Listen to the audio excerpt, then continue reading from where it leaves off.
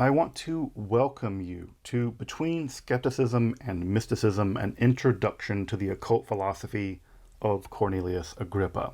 This entire lecture series on the foundations of the occult philosophy is brought to you totally free of charge, completely open access by the incredibly generous folks that support my work over at my Patreon. This is all a bit of an experiment on providing free content through crowdsourcing education on topics that are just honestly rarely taught in universities at all. And when they are taught, a single class can cost thousands of dollars. If you'd like to support the production of university level open access education and topics in Western esotericism, I'd hope you consider taking a look at my Patreon, which you can join for as little as $54 a year. It's like buying me a cup of coffee or a beer once a month. But thank you so much for your consideration of supporting the channel and the work like this, and thanks to the patrons of this channel for making this lecture series possible. Today, I think we will turn from some more rather exoteric matters to some more esoteric matters, specifically the esoteric influences on Agrippa. And we went through the exoteric references a bit quicker than we're going to go through the esoteric ones because, well, the esoteric ones are gonna matter more. They're more germane to the topic that we care about. The fact that Agrippa had read some Toscanelli, that's interesting as a historical oddity, but I don't know to what degree his reading of Dante or whatever really goes into forming the occult philosophy. And of course, those core things that are going to form the occult philosophy will be these more esoteric dimensions. So what we can say about last time is that Agrippa was a Renaissance man. And when I say a Renaissance man, that is to say he read very widely, but I cannot tell you that he read very deeply. Agrippa is the kind of guy who seems very comfortable reading things second and third hand. We're going to see a lot of second and third hand when it comes to esoteric texts, and that just may be a limitation of what he had access to, frankly. But Agrippa reads pretty widely. And if you've ever read, again, the three books of occult philosophy, you will know that he reads very widely because he quotes very widely. And often he quotes without giving credit. And this is especially true of people like we'll talk about today, like Ficino, who he quotes sometimes word for word and gives no credit to whatsoever. So that said, let's turn to his more esoteric influences. At the core of Western esotericism, and what again I always tell people to read, that if you're going to be reading, as I mentioned last time, Agrippa sort of speaks Bible, and you really need to know biblical literature, and that's just a core part of engaging in Western esotericism, that one needs to be quite fluent in Bible. Well, the other side of that, of course, is going to be the arrival in Europe in the mid 15th century of the Platonic corpus. And this is not just the Platonic corpus, but the wider world of sort of pagan wisdom writ large, and this is going to have a huge, decisive impact on Agrippa. Now, one of the things that's very important about the arrival of Plato, from a philosophical point of view here, is that the arrival of Plato is going to give philosophers access to a previously discarded philosophical position that often scholars refer to as realism.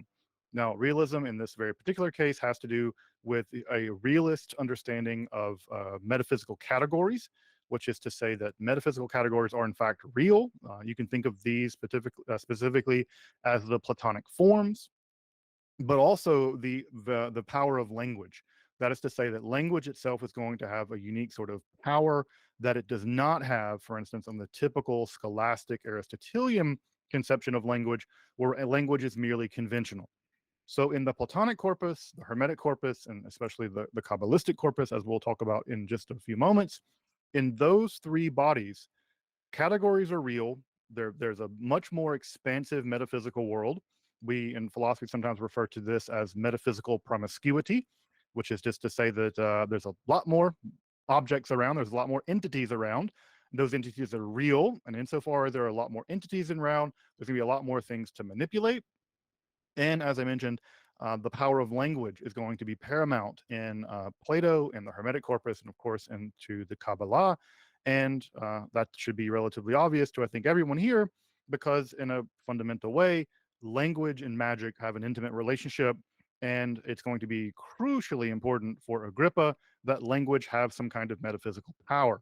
And those kinds of ideas, if Agrippa would have been born exactly 100 years prior to when he was born, he'd have been living in the heyday of nominalism, which is, say, the world of Occam. And if you know Occam's razor, not not the idea that the simplest answer is the most correct, because that's neither true nor Occam's razor, but this is a position referred to as the principle of economy in ontology, which is to say you should not multiply entities more than necessary.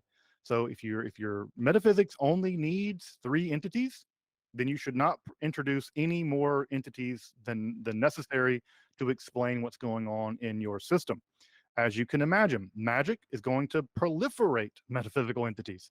You're going to have all kinds of sympathies and antipathies, all kinds of relationships between numbers and the occult qualities of gems and all kinds of entities in a way that the principle of economy is simply not going to find sustainable.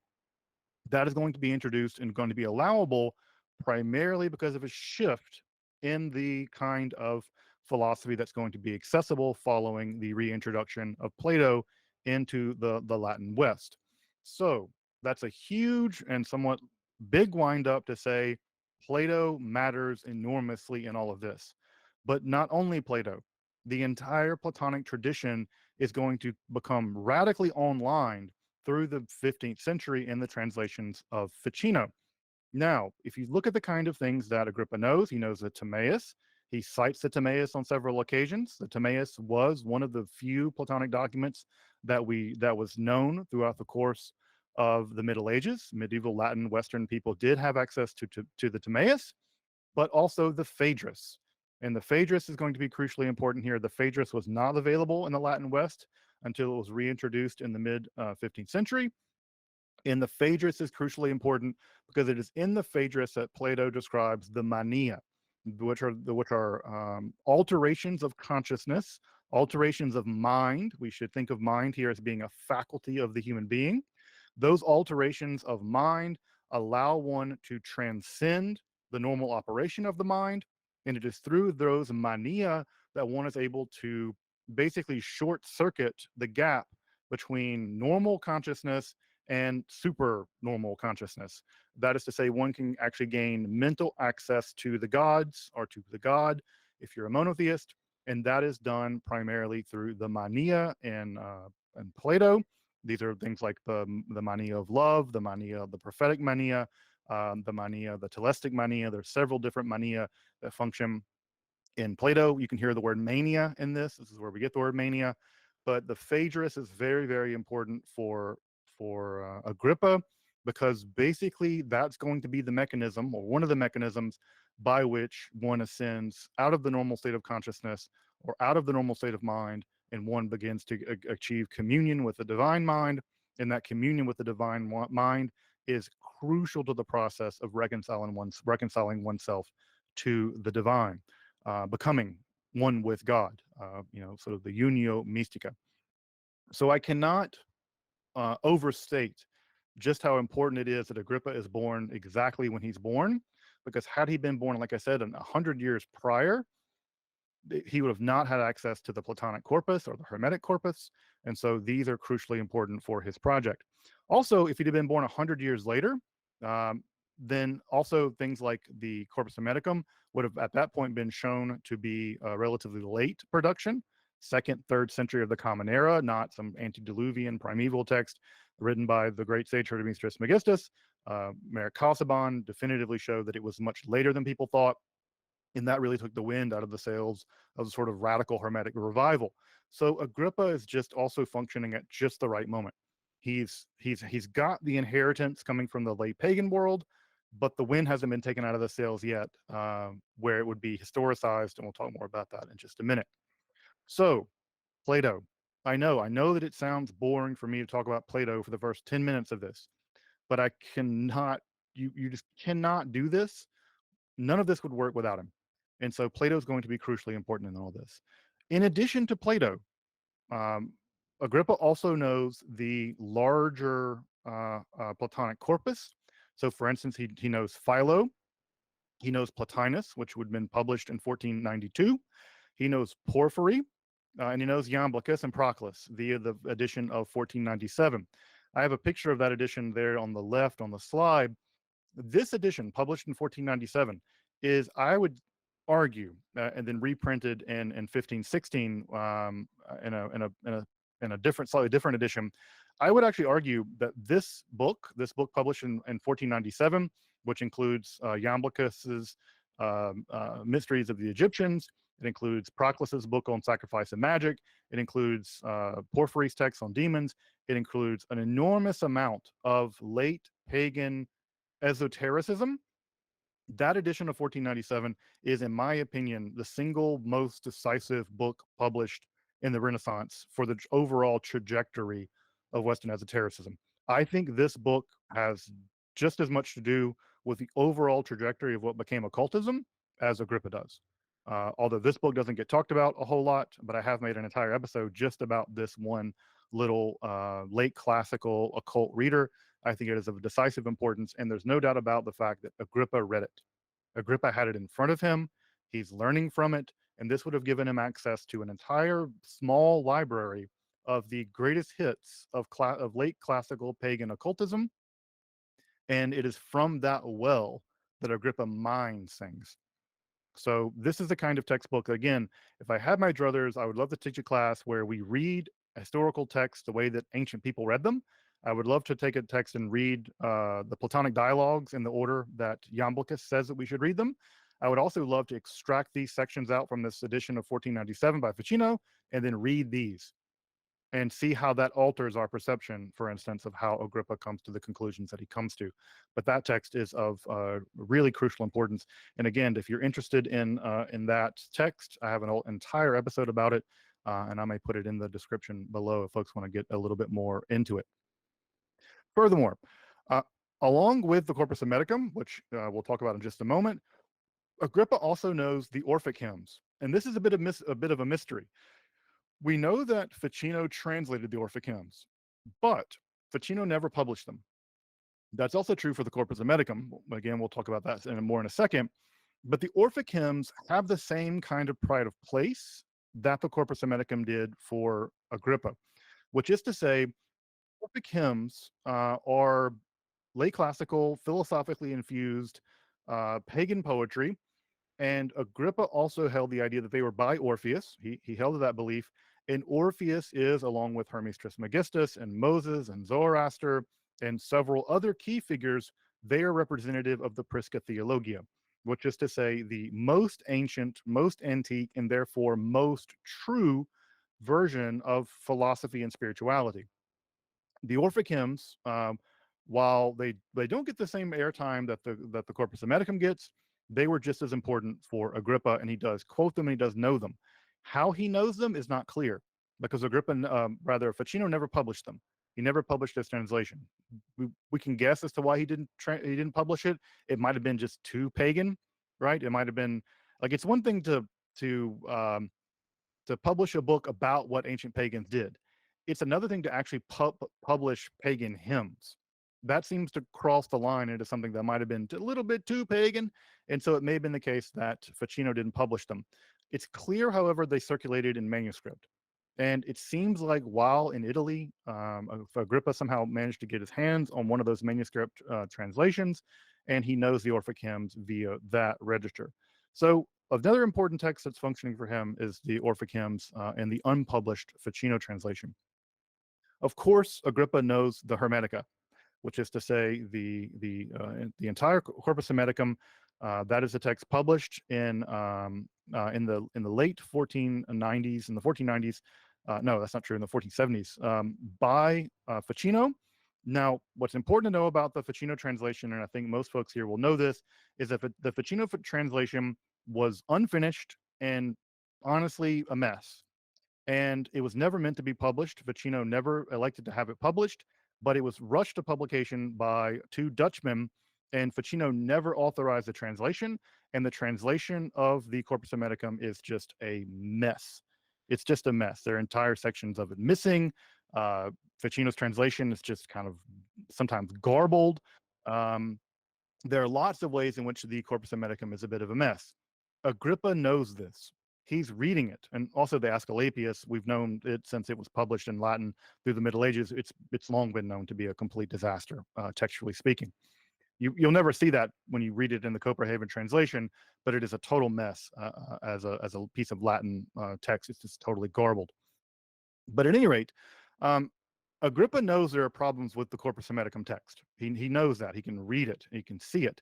And so what he will often do is he will rely on the Lazzarelli edition, which was published in 1505, along with Lazzarelli's text, the Corpus Hermeticum, which I'll talk about Lazzarelli more in just a moment. So Agrippa knows that the text is defective, and he relies on another translation. And furthermore, he relies on Lazzarelli. He quotes Lazzarelli on a couple of occasions. In fact, the only time Agrippa quotes from the Zohar is when Agrippa quotes from the Zohar and from a quotation in Lazzarelli's book Crater Hermetis.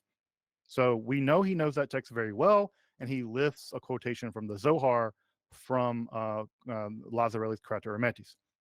So he knows the Hermetica. Now, this is very important because, as folks know, the Hermetica includes issues of magic, most infamously what is it called? The vivification of the statues, right? He's able to bring these statues to life, bring gods down and put them in the statues and bring these statues to life. So that's a feat of magic. But also, the Corpus Hermeticum has the idea that the task of life, and if you've read about Hanegraaff's new book, he articulates this beautifully, that the task of life is to disentangle one's soul from these hideous daimons that have infected your soul upon birth. At the moment of your birth, you have all these astrological daimons that attract to your soul. And the task is to basically exorcise those daimons from one's soul and to reascend back to the realm of pure light, to the pure good, to the pure one, and reunify with the light which you are. You are fundamentally a being of light. You are a fragment of the divine, and the task is to disentangle one's body from all of these daimons, and then return to the one. And the Hermetica is a spiritual technology for achieving just that. Now, the Corpus Hermeticum as a philosophical text is not terribly interesting because it was never meant to be a philosophical text. It was meant to be a system of technologies of salvation, and the philosophical system of the Corpus Hermeticum is in the interest of that salvation, right? It's in the interest of that salvation. It is not in the interest of being savvy, smart philosophy. They're using philosophy as a vehicle by which to save the soul, to reconcile the soul to God. Obviously, that's up Agrippa's alley. That's Agrippa's whole bag, folks. That's his whole game. And he's going to be using that kind of idea from the Hermetica, deeply infused through Christianity, but he's going to be using those concepts from the Hermetica. This is also going to give him, at some level, the kind of ascent technology he needs to do the work of rectifying oneself with God. Further, from Iamblichus, he's going to be getting the theurgy stuff. Iamblichus has a very high interest in theurgy, unlike, for instance, Porphyry. And Iamblichus argues on the Egyptian mysteries, again, the text there on the left, that theurgy is the mechanism by which one ascends to the gods. And that's going to be adopted again wholesale into Agrippa's system. And basically, one could say that in many ways, the theurgical elements of the third book of the three books of occult philosophy deeply come out of Iamblichus, but also, as we'll see here in just a minute, they're going to be coming out of Ficino primarily. Lazzarelli, also very important in all this. Agrippa is a big reader of Lazzarelli. There is a fantastic article called Better Than Magic, written by Walt Hanegraaff, where Hanegraaff shows just how influential Lazzarelli's thinking was on Agrippa. But the main thing that I'll drive home here, and we can perhaps talk about it more in a minute if folks want, is that Lazzarelli synthesizes Hermeticism and Christianity. In fact, Lazzarelli is the first person to refer to himself as a Hermeticist, so far as we can tell. He famously says, right, I am a Hermeticist, but also a Christian. He synthesizes Hermeticism, which is, say, Hermetic philosophy, with Catholicism and produces a kind of synthetic Hermetic Christianity. That is exactly what Agrippa wants. So he's going to be taking that kind of information directly out of Lazzarelli's book, Crater Hermetis. The crater is just a mixing bowl. It's a mixing bowl where all the souls are, and it's out of that mixing bowl that the one takes the souls out and they end up down here. the job is to get back into the mixing bowl in some ways. At any rate, that's the term Crater Hermetis, the mixing bowl of Hermes, and Lazzarelli has published that in 1505. Again, we're talking just about 25 years prior, really 5 years from Agrippa writing the three books of occult philosophy, and Lazzarelli had a huge impact there in his combination of Hermeticism and Christianity. Ficino and Pico, there's just no way to not see Ficino and Pico as basically ever present influences on Agrippa, basically at every page. The main three books that are influencing Ficino or influencing Agrippa here are the three books on life. This is Ficino's most magically infused text. The three books on life are basically how to cure one's soul. It is a medical text, but it is a medical text highly geared at the curative powers of spirituality upon the soul. And this goes everything from diet to what you read to the kind of music you listen to. Again, that's coming from Plato. And the third book of the three books of life are how to orient oneself to the astral conditions. And by absorbing those astral conditions, one can then at some level manipulate those astral conditions, specifically through the use of talismans. And a huge part of the three books of occult philosophy are precisely generating things like talismans. That talismanic magic comes directly in from Ficino's third book of the three books of life. If you never had the chance to read the three books of life, it is probably in some sense, the most theoretically important text for Agrippa, especially the third book. The first two books can be a little bit boring because they're just about how to change your diet and listen to the right music to like align your soul with the divine soul, the world soul. But the third book is really where Agrippa, or rather Ficino, really gets into the more magical elements that we would more clearly recognize, especially things like planetary magic. The 900 Theses, also of decisive importance for Agrippa, especially the magical and Kabbalistic conclusions, because as folks I'm sure know, the pinnacle of the 900 Theses are that magic and Kabbalah are the most effective ways of revealing the truths of Christianity. That is to say, they reveal the truths of the Trinity and they reveal the truths of Jesus's messianic status. And for Pico, he argued, or he challenged people to argue with him, that you could reform Christianity along magical and Kabbalistic lines, and that magic and Kabbalah were the best mechanisms by which to establish the truths of Christianity. This is a absolutely shocking idea, and again, Pico got lucky that he basically the Pope died before the Pope could have him killed. But basically, Pico came out publicly and said, "I'm going to challenge anyone who wants to debate me." And of course, the Pope died, so he got lucky he didn't die. But then ultimately, what ends up happening is that Pico some of these things get banned, some of the theses get declared heresy, and he writes an apology for them. But he holds that line. He holds that line, and that line is that magic and Kabbalah are the mechanisms by which the church could most effectively do its work. Again, Agrippa is going to be on that line. Agrippa is going to argue that magic is the mechanism by which we rectify ourselves to God, the mysticism by which we return to God, and Kabbalah is going to be the pinnacle of that process. And that is why there is just so much Kabbalah in the third book of the three books of occult philosophy. And lastly, the heptaplas, also incredibly important. The heptaplas is basically Pico's commentary on the book of Genesis, and that is a mystical Kabbalistic understanding of the creation of the world, and that mystical creation of the world, deeply underwritten by Kabbalah, is going to make it such that the world is not just created out of nothing, but you're going to get an emanation account of how the world comes into being. And that emanation account of how the world comes into being is going to give Agrippa a very important mechanism that you already see in Platonic thinking and Kabbalistic thinking, but that which is to say that creation is a two-way street, folks. That there is processus, that is to say God flows out of God's self, but there is also recessus. And that recessus is where one is able to ride the divine power back to the divine via one's soul. And that processus recessus mechanism is going to be how Agrippa is going to be able to, again, frame his understanding of how we get our soul back to God and how we are able to do that.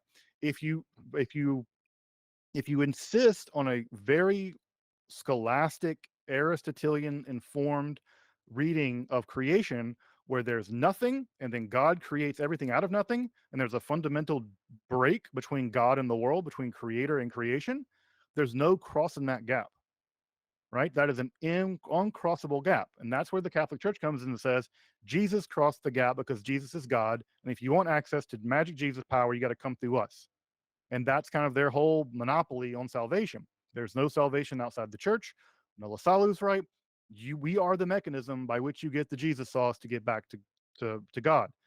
If you have a processus recessus metaphysics and you do not have a creation out of nothing metaphysics, then you don't need something to bridge that gap because there just isn't a gap anymore.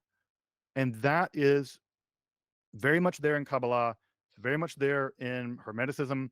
It's very much there in Plato, and it's going to be very much there in Agrippa, because for Agrippa it's just a straight shot, right? It's just a straight shot, and you have that mechanism.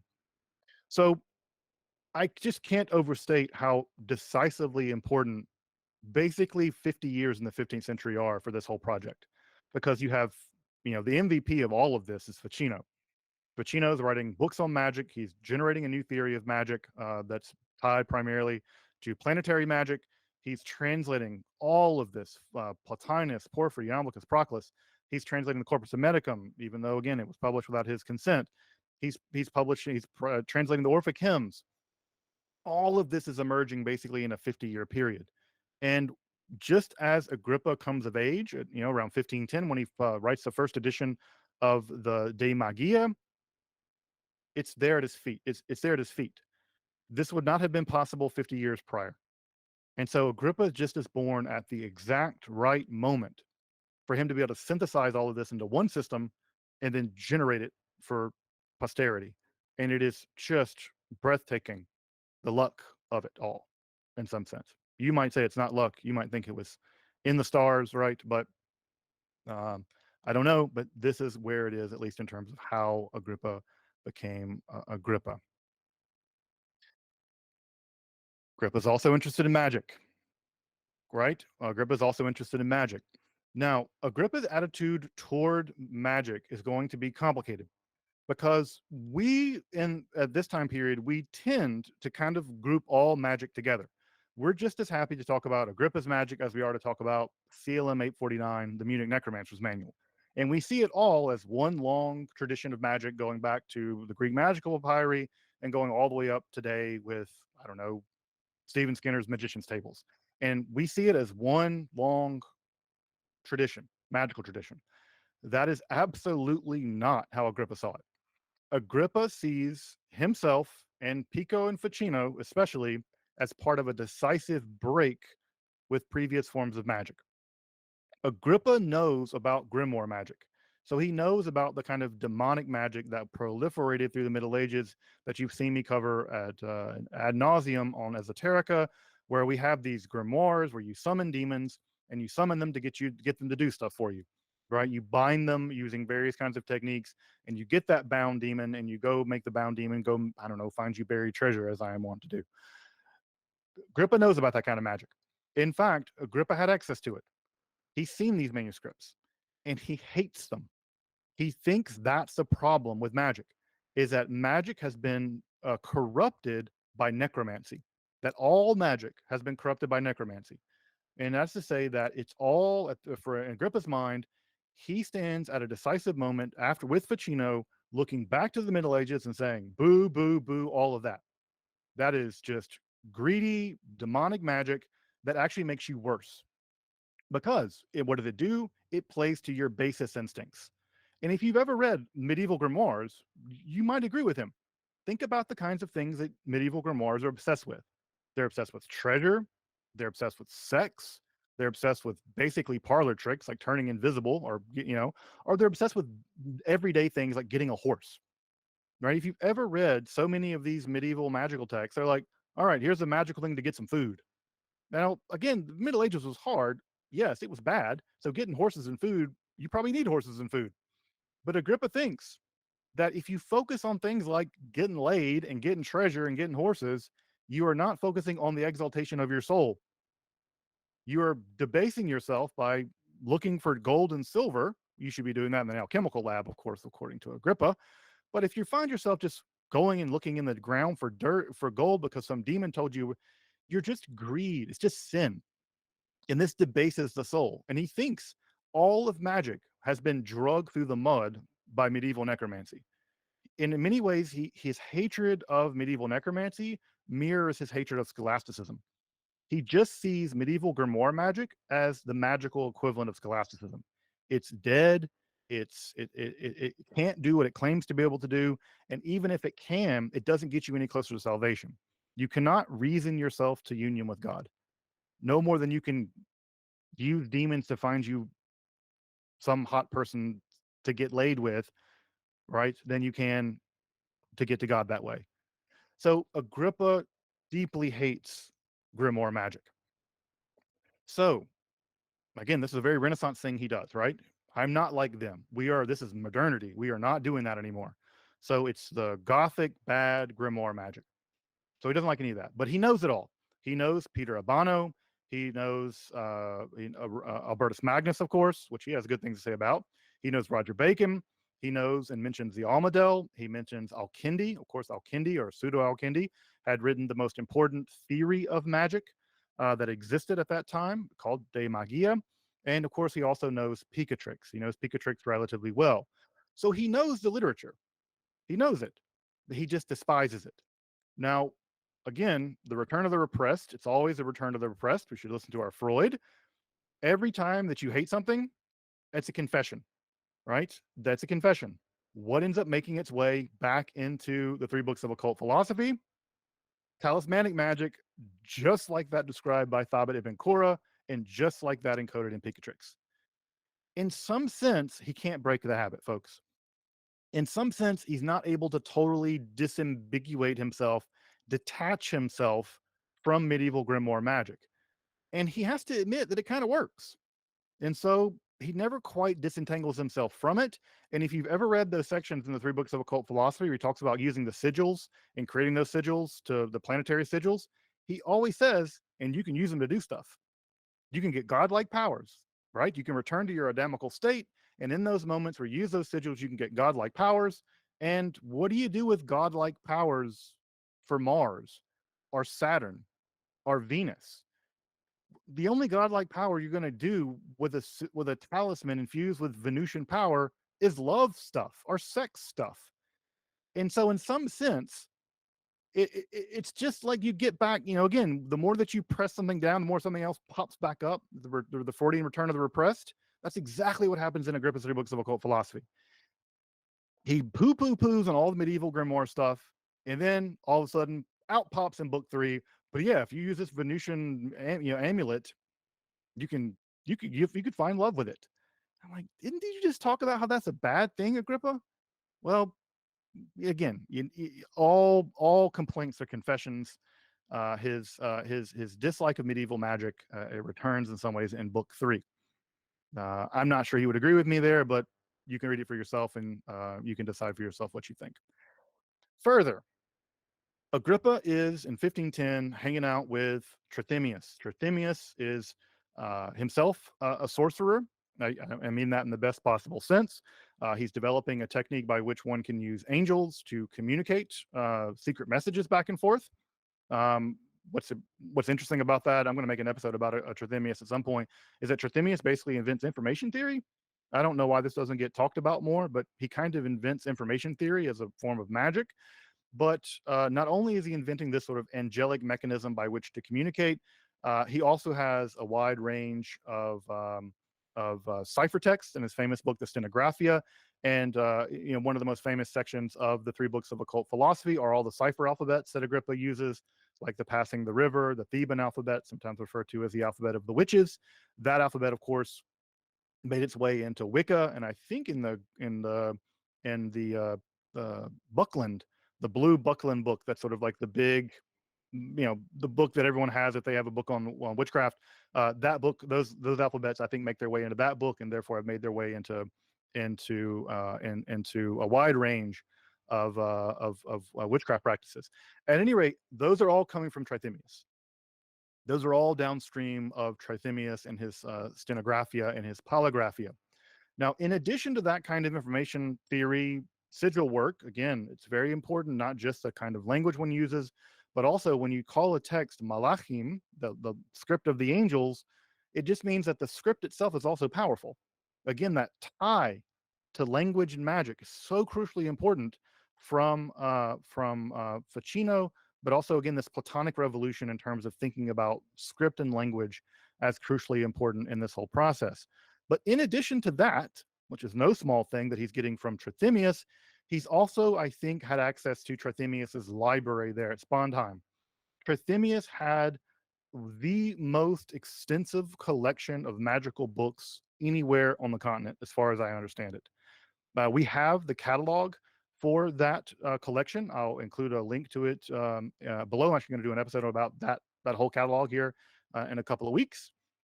But from that catalog, which only got published in the 17th century, from that catalog, Agrippa would have had, for the brief, I think, weekend or so he would have spent there at Spondheim, he would have had access to the best magical library in Europe. And you can bet a lot of money on the fact that Agrippa came there with as much blank paper as possible and copied as much as he possibly could while he was there at Spondheim. And we see a bunch of things end up in the three books of occult philosophy that aren't there in the 1510, but are only to be found in texts that were populating in the Spondheim library oversaw by Trithemius. People often ask, why wasn't Agrippa targeted for more persecution considering he wrote all this stuff? The real question we should be asking is, why wasn't Trithemius persecuted?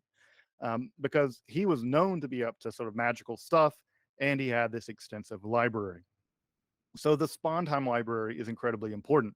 Again, like I said, we have Trithemius's actual we actually have his library catalog, and that library catalog, in some sense, if you wanted to build an occult library, the representative of sort of where the occult was in, right at 1500, you could not do worse. You could not do better, probably, than recreating Trithemius's library, because that is basically the best library, and we have the catalog, and you could rebuild it with a good bit of texts that have survived. A good bit of texts that have survived. I'll talk about that more when I get to do an episode here in a couple of weeks about that catalog and why it's so important. Another thing that's very important about all of this, and again, I'll sort of wrap this part up to say, is that Agrippa very much is seeing himself as a kind of magical revolutionary. In fact, when he writes the three books of occult philosophy in 1510, he complains about the fact that he can't call it de magia. He just wants to call it on magic, but he can't, because magic, the entire category of magic, has for him been totally ruined, and it needs a complete renovation. Well, how do you renovate things in the Renaissance? Well, you don't build anything new. Chas v'shalom, God forbid. What do? You go back to basics. You go back to the most ancient stuff. You go backwards in time, and by going backwards in time, you can recover the true magic. And Agrippa thinks he's living at just that moment. Hermeticism, Plato, Kabbalah, the Orphic hymns, they've all been recovered, and basically thinks we're now at the foundations. We can reconstitute magic, and we can sort of make magic great again. We can restore magic to its rightful place, and we can do this palingenesis business, rebirthing magic, and we can rebirth it using all of these primitive Prisca Theologia ideas and concepts, and therefore restore magic to its rightful place. That project has already been done, had already been inaugurated by Ficino, and Agrippa sees himself as bringing it home. So that's what he's up to in the three books of occult philosophy. For him, he has access to this old technology, this ancient technology. He's taking it where, it's previously been all confused, where the Jews have the Kabbalah, and the pagans had this, and the Christians had this. He's saying, look, we have it all now. Let's bring it all together. Let's synthesize it into the one grand system that it was always meant to be, and let's get back to God. Let's return to the source. So he sees himself very much in that line. It is no small task. It is really, again, it is a Herculean metaphysical program, and that is why I think again the three books of philosophy is so important, because it is in some ways not just an original work of Agrippa, but it is in some sense him synthesizing what he takes to be the fundamentals of all these different traditions. For my perennialists out there, he's taken all these different traditions and he's putting that system into one systematic perennialism, and then launching it as a mechanism by which to re-achieve Adamical powers via restoration, divine restoration, and of course to go back to God. Now, again, does he escape the gravitational pull of medieval grimoire magic? No, he doesn't. No, he doesn't. It's right there in book 3. A couple other things, right? Astrology. Astrology, as I've mentioned, is a very complicated thing for Agrippa.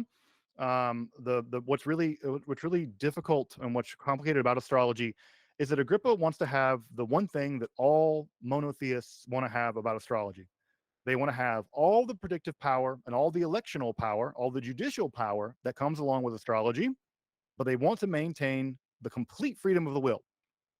They want to say everything has fate governing it except for me, right? Except for us, except for people, not us, not us good Christians, right? Or not us good Jews, right? This is also the Jewish thing that the Jewish astrologers want, right? Lo mazal ain mazal by Israel. There is no mazal. There is no mazal for Israel. Yeah, the non-Jewish people are controlled by mazal, by astrological fate, but not us. Everybody wants to have their cake and eat it too when it comes to astrology. They want all the judicial power, all the elective power, all the talismanic power, and none of the fate. I don't know how you do that. I don't know if that can be done, right? But, and again, this is long. The Stoics had this. They wanted to have this too. This is a long-standing thing in the history of astrology that no one squared that circle yet.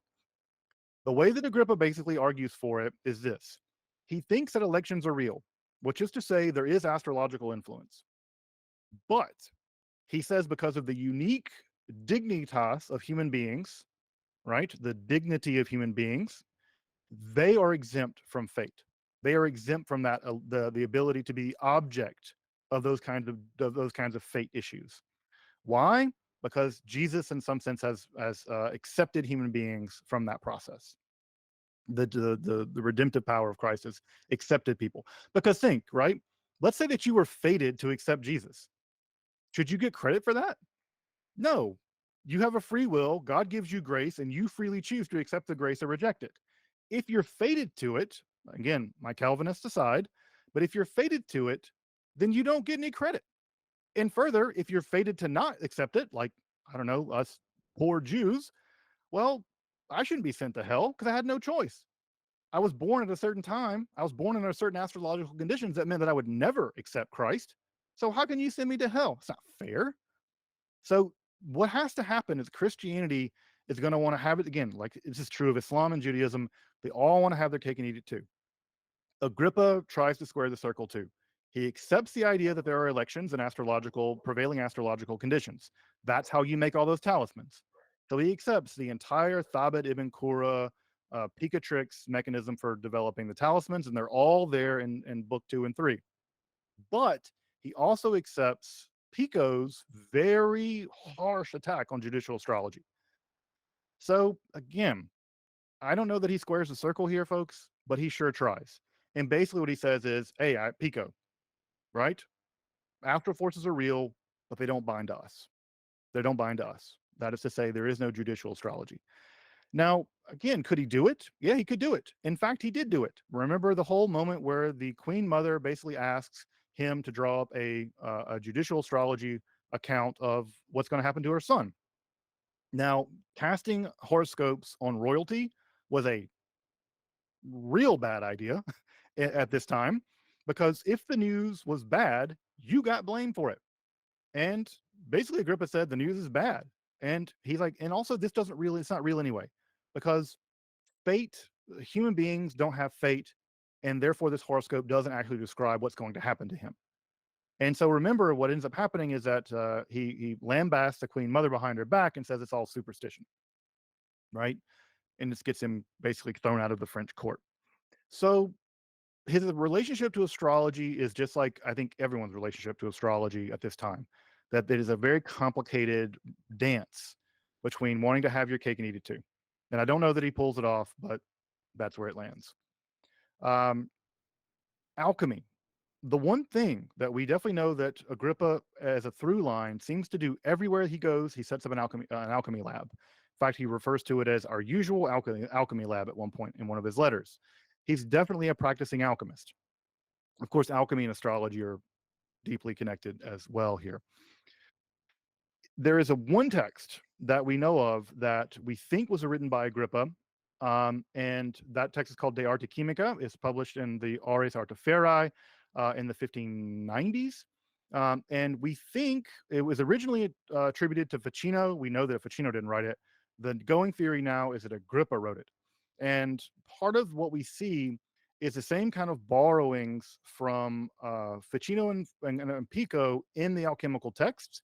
And what seems to be going on is that Agrippa, and I'm going to talk a little bit more about this later, is that Agrippa seems to be synthesizing some of the world spirit idea, which is to say that there is a sort of agent intellect or active intellect, and that we commune with it through our mind.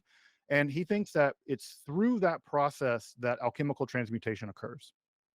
So it's in some sense alchemical transmutation is a kind of miraculous event. He accepts the idea that typically you can't transmute species, but what happens is you sort of align your mind with the world spirit, and from the world spirit through God, through the world spirit, through the alchemist, basically it becomes a conduit for a miracle to happen. In that conduit, you become you become the short circuit, you become the conduit by which that transmutation can occur. And so again, this is in some sense very much is like the kind of metaphysics we see in the three books of occult philosophy, here rendered in a very particular alchemical way. And I'll be coming back to his book, Liber de Arte Alchemica. You'll see in the text there on the left, it says it's Autoris Incerti. We don't know who the author is, but scholarship now points to Agrippa because it seems to be using the same metaphysical mechanisms that we see in the three books of occult philosophy, and it seems to be using Ficino and Pico in the same way. I'll come back to this when we look at the individual works of Agrippa and go through the argument more systematically. But this is a place where the occult philosophy and alchemy are sitting quite close together, and it seems like again a similar mechanism is actually working in the three books of occult philosophy. That's also working in his short text on alchemy. Lastly, there is simply no Agrippa without Kabbalah. Kabbalah is incredibly important to Agrippa. Agrippa believed, like many people at the time, that Moses was given both an exoteric and an esoteric Torah, and that exoteric Torah was bound for the Jews, and the Jews had to follow it, and eventually Christianity relieved Christians of having to follow the exoteric dimensions. But he believed that those esoteric dimensions of the Torah were simply encoded as Kabbalah. So you can think about it as sort of the esoteric revelation at Mount Sinai. Agrippa believed that happened, and he believed that the Jews, despite themselves, had managed to carry that tradition forward. Kabbalah literally means tradition. To be received is literally what it means. And that Jews had carried that despite themselves. Agrippa engaged in a lot of the same sort of stereotyping about Jews that Pico and many people did at the time. But now that the Christians had discovered that the Jews were carrying this secret, they could extract that from the Jews and they could use it to their own ends, whether that's converting Jews to Christianity or ascending their soul to the divine. So this is a project that was begun by Pico in the 15th century. Agrippa is going to take that on. Now, Agrippa is much closer to people like Reuchlin and Postel, where they're a bit more Judophiliac, which is to say they are not anti-Semites in the way that so many others were. Pico, I think, he refers to what he's doing as miraculous appropriation. I mean, he just uses the word appropriation and calls it a miracle. Pico, rather Agrippa, it tends to be much more thinking that the Jews are just like everyone else. They're going to have to get access to this technology too. And at some level, for him, he doesn't engage in the same kind of offhanded anti-Semitism that you often see. In fact, Agrippa was accused of being a Judaizer after the lecture at Dole, where he lectured on Reuchlin's De Verbo Mirifico. He was accused of being too sympathetic to the Jews. And in his defense, he famously says that I'm a Christian, but I don't hate the rabbis. And, that's not nothing in this time. When hating the rabbis was like the thing you should be doing, Agrippa was like, I don't hate the guys. I'm not on their team, but I don't hate them.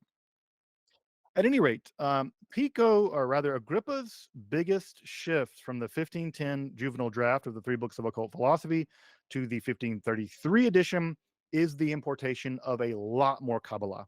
That is the most conspicuous difference between the two. And that shows us that between 1510 and 1533, Agrippa had been continuously learning Kabbalah, which again gives the lie to the idea that after 1510, he just abandoned all this mysticism stuff.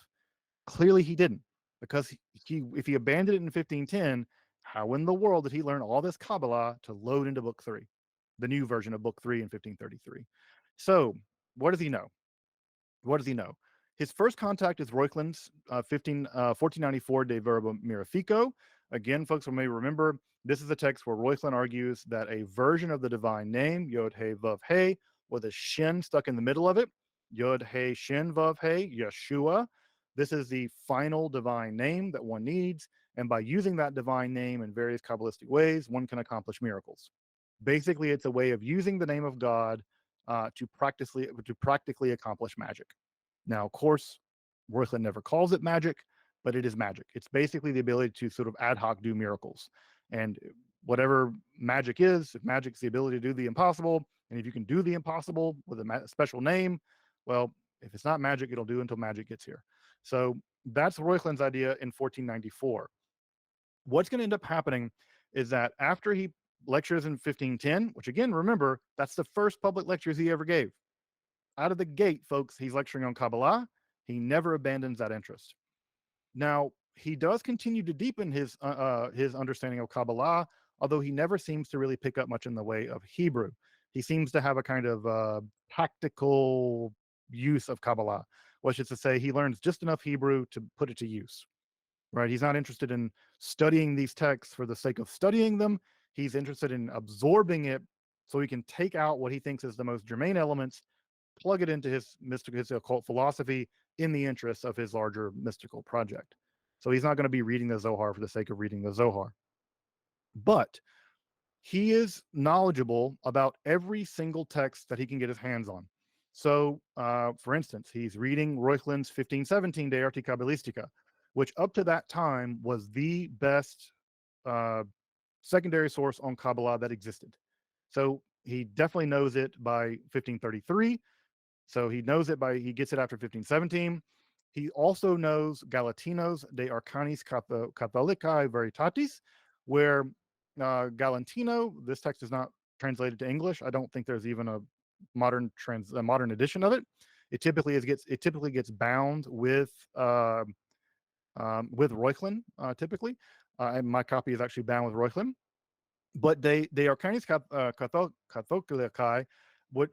Basically what this text is using Kabbalah to prove the truth of the Catholic Church, specifically the Incarnation and the Trinity. And just as a preview to this argument, we may talk about it a little bit more later, but basically folks may know that the first 3 Sephirot, Keter, Chochmah, and Binah, they have a unique relationship between them, and they are distinct from the lower 7 Sphirot. That those upper Sphirot have a unique relationship distinct from the lower 7. And the lower 7 and the upper 3, in some sense, there's a gap between them, right? There's a gap between them. There's an ontological gap. And the mechanics of the top 3 Sphirot are Trinitarian. They have a kind of Trinitarian economy, right? That you think of Da'at coming down out of Keter. Da'at is sort of Keter revealed, and it splits into Binah and into Chochmah, and it's the process, the motion between them.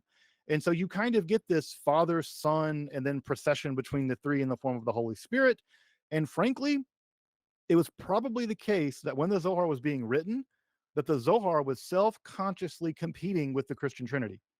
We know that because then in other ways they were self-consciously competing with Christianity. For instance, in the rise of the Shekhinah, the divine feminine, that is in direct competition to the rise of the Marian cult in the 13th century in Spain, where the Marian cult is getting huge in Spain. The Zohar writers are self-consciously being like, well, you guys got Mary, we got Shekhinah. You guys got the Trinity, we have the top three Sefirot. That's probably a self-conscious decision on the writer of the Zohar. Well, Galatino argues in 1518 that the Kabbalah, because it goes all the way back to Moses, shows that the Trinity was already known to the Jews way back in the form of esoteric teachings. So he shows, Galatino argues throughout the course of this pretty cool book, he shows that ultimately Christianity can be shown, can be proved, and the truth of the church can be proved through the Kabbalah. And you don't need all the scholastic stuff to show you the truth of the church. That's grist, of course. That's grist for the mill, right? It's exactly the kind of thing that Pico's going to like. Exactly the kind of thing that Agrippa's going to like. Also, Francesco Georgi's 1525 De Harmonia Mundi is probably, after Pliny, one of the most quoted. Well, quoted is a strong word. One of the most plagiarized elements in Agrippa's three books of occult philosophy, especially in books 2 and 3, because this takes the idea of the harmony of the universe and it plugs in all of these Kabbalistic relationships, these correspondences, and it shows how the universe is Kabbalistically organized. That the harmony of the universe is a Kabbalistic symphony. Again, that's going to open the door to magic because it's going to give you all the correspondences you're going to need, and those correspondences are going to be the mechanism by which you do all the things like making talismans and do all the magic stuff. So Georgi's 1525 also not there's no modern edition of it as well, but De Harmonia Mundi, very crucially important because it shows that the universe has a Kabbalistic structure, and that structure is in fact very much amenable to the practice of magic. At some point, Agrippa also seems to have known Sefer Yetzirah, the very important text in which the mechanism through language by which God created the universe, the Olam, is described, and the mysticism associated with the Hebrew letters. What's interesting about this is that Sefer Yetzirah wasn't published in Latin until 1552 by Guillaume Postel. Agrippa knows it in a Latin translation. We don't know whose Latin translation. There are a lot of people out there translating Kabbalistic books to Latin. There is no published edition of it in Latin. So where he got in Italy for sure, but who and by what mechanism, we don't know. But he knows the text, he knows it in the Latin translation. So he does have Sefer Yetzirah well before it was published, well after his death, actually. Lastly, not only does he know Kabbalistic texts, but he's in a community with people who had converted from Judaism to Christianity and were in the business of translating Kabbalistic texts from Hebrew to Latin. The most important of these are going to be the Rhesius brothers, Paolo and Augustino Rhesius. Paolo is incredibly important. He's going to be translating the Porte Lucis, which I'm sure everyone's seen this famous image of the Sefirot. This is going to be the single most important Kabbalistic book to be translated from Hebrew into Latin. So now there's no evidence that Agrippa ever met Paolo, but we do know he was friends with Augustino, and we also know that Augustino actually wrote a book of astronomy that he infused a bunch of Kabbalistic ideas into as well. So not only, and Agrippa knew Porta Lucis as well. This is a translation of Gikatia's Sha'ari Ora. And by the way, this depiction of the Eitz Chaim, the tree of life, and the translation of the Porta Lucis has dramatically shifted how everyone in the occult world conceives of the Sefirot, because the Sha'ari Ora describes the Sefirot in an idealized system of relations. And this very particular configuration that we see here in the Eitz Chaim configuration, as many of you know, traditional Kabbalah has a dozen different configurations. Some shells within shells, some shaped like an aleph, some shaped in all kinds of ways. But this idealized perfect configuration, which never occurs in traditional Kabbalah, it only occurs at the end of the world, basically. This is the one that is now passed into Western occultism. This is the one that everyone knows, everyone uses, and it's the fossilization of the spherote into a very particular kind of configuration, the Eitz configuration. It's because that configuration is now thought of as the only configuration. That one configuration has now dominated Western occultism. And when it is only with that, the domination of that one configuration, that allows for the rise of the Hermetic Kabbalah, because it's only with a static vision of the spherote that you can actually do all the correspondences that you need to to put the tarot on there, or chakras, or whatever, right? Or astrological object, Binah, whatever, like the different stars and stuff, and planets. This translation, I would say, of Portalukis by Paolo Riccius has had a dramatic impact on how Kabbalah has been received in Western occultism, because it has ultimately rendered the idea that the spherote are 10 distinct things in a very specific order, and they're stuck like that. Whereas in traditional Kabbalah, anything else is the truth. They are complex interconnections that are constantly moving and shaking and shifting around. It's actually marked by its dynamism in the Zohar, but in the Sha'ar Ora, it's in a slightly different configuration, and that has dramatically transformed how the Latin West and Western occultism has understood Kabbalah down to this day, and to Hermetic Kabbalah as well. These are, I think, the most important influences on Agrippa's esoteric thinking. Now, what we're going to begin to do starting next time is we're going to begin now looking at the works of Agrippa, specifically the occult works, the translated and untranslated works. And once we get to the 1510 um, uh, juvenile draft of the 3 books of occult philosophy, we're going to dig down a little deeper, because there's some other influences here that I haven't mentioned, but I think are going to be important when we get into the actual book of the 3 books of occult philosophy, at least the 1510 draft. But this is the big picture, I think. If you want to think like Agrippa, if you want to get into the mind of Agrippa, if you want to see the world the way he did, and if you want to understand the project of the 3 books of occult philosophy, the absolute best way of doing that, and I said this last time and I'll say it again, is if you want to understand occultism the way he understood it, you got to get into the sources he was reading. And these are the ones that he was reading. And what he's doing, and I'll wrap up today's lecture with this, what he is doing is he's going to all of this, he's extracting all of it, he's going to synthesize it into one picture, and it's all going to be under the rubric of how does one reconcile oneself to the divine? We are alienated from the divine. How do you reconcile your relationship with the divine? And what kind of powers do you get along the way? And in some sense, that's the 3 books of occult philosophy. And you begin at the terrestrial level, you rise up to the celestial level, and eventually you get to the divine level. And at every stage, you get closer to God, and at every stage, you get more powers over this world. Whether it's the simple power of magnetism at the celestial level, which is no joke, magnets are pretty cool, right? Whether it's the astrological power that you obtain at the celestial level, or whether it is literally theosis at the divine level, you're climbing that chain of being, and along the way, you develop more and more and more power, because that is the dignity of the human being. The dignity of the human being is to be godlike, and the ability to be godlike is, if one does it, one can climb that ladder and achieve those powers and achieve that reunification.